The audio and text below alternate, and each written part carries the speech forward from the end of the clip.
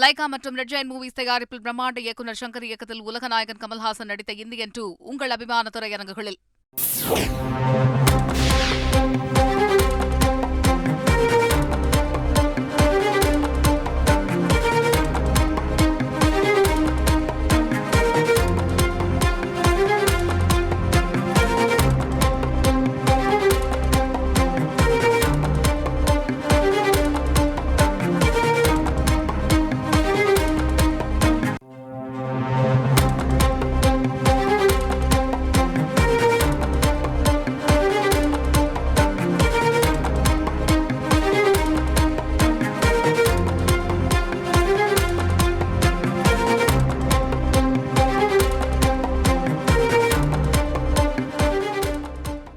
விக்கிரவாண்டி தொகுதி வாக்கு எண்ணிக்கை நடைபெற்று வருகிறது. முதல்ல தபால் ஓட்டுகளுடைய எண்ணிக்கையில் திமுக வேட்பாளர் முன்னிலை வகிக்கிறார் அப்படிங்கிறத பார்த்தோம். தற்போது மின்னணு வாக்குப்பதிவு இயந்திரங்களுடைய அந்த எண்ணிக்கையும் தொடங்கி இருக்கிறது.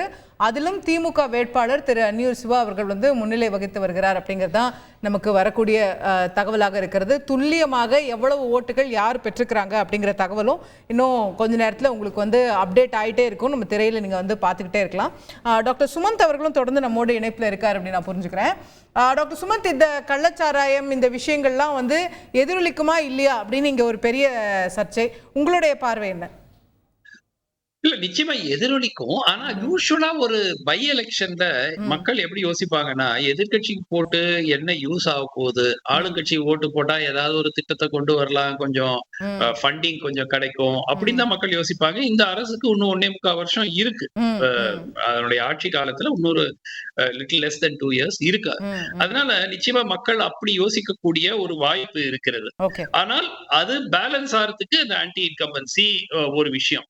இன்னொரு விஷயம், இன்னைக்கு நம்ம விக்கிரவாண்டி நமக்கு இன்ட்ரெஸ்டே தவிர நாட்டினுடைய பல பகுதிகளில் இன்னைக்கு இடைத்தேர்தல் நடந்திருக்கு. இப்ப பெங்கால்ல கிட்டத்தட்ட 3 இடங்கள், மத்திய பிரதேஷ்ல, பஞ்சாப்ல, இமாச்சல் பிரதேஷ்ல அந்த ராஜினாமா செஞ்சு அந்த ஒரு பிரச்சனை அந்த 3 இடங்கள், பீகார்ல ஒரு இடம், உத்தராகண்ட்ல ஒரு இடம், உத்தராகண்ட்ல 2 இடம், இங்கெல்லாம் இடைத்தேர்தல் நடந்துகிட்டு இருக்கு.